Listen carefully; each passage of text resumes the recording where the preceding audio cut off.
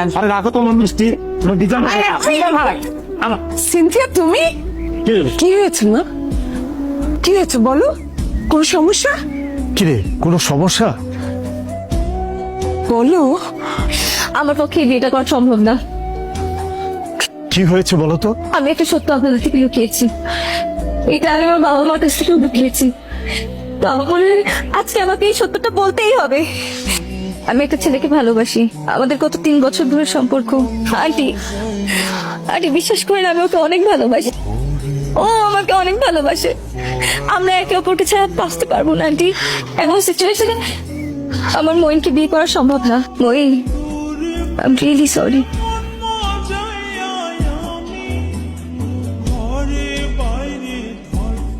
হয়তো ভুল মানুষটা আমার জীবন থেকে চলে গেছে, কিন্তু সঠিক মানুষটা এখনো আজ অব্দি আমার জন্য অপেক্ষা করছে।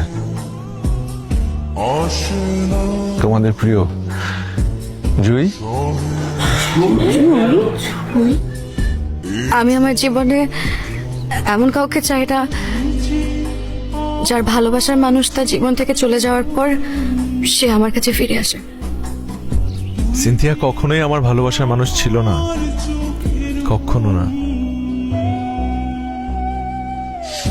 শুধুমাত্র বাবার বন্ধুর মেয়ে বলে সবাই ওর সাথে আমার বিয়ে ঠিক করেছিল।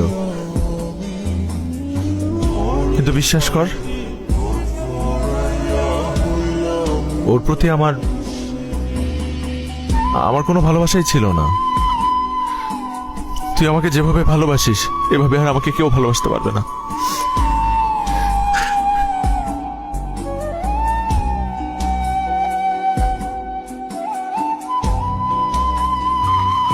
তুমি একটু ধৈর্য ধরো, তুমি প্লিজ উঠে বসো। তাহলে উঠে বসো, 2 মিনিট লাগবে, অ্যাম্বুলেন্স চলে আস। উঠে বসো।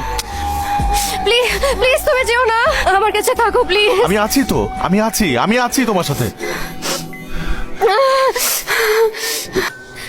সেই মানুষটাকে আমি ধরে রাখতে পারিনি। জুই আমার জীবন থেকে হারিয়ে গেছে, কিন্তু একটিবারের জন্য জুইকে আমি ভুলতে পারিনি। জুই ছাড়া আমার জীবনের প্রতিটা মুহূর্ত যেন মূল্যহীন। আমি তোকে অনেক অনেক অনেক অনেক ভালোবাসি।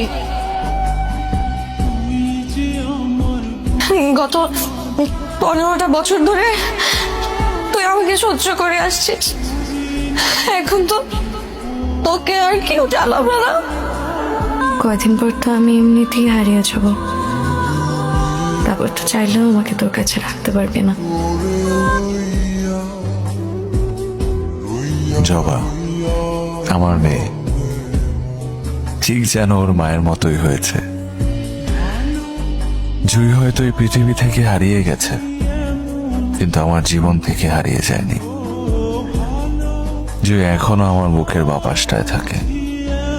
খুব যত্ন নিয়ে ওকে আমি আগলে রেখেছি আমার হৃদয়ের এক কোণে।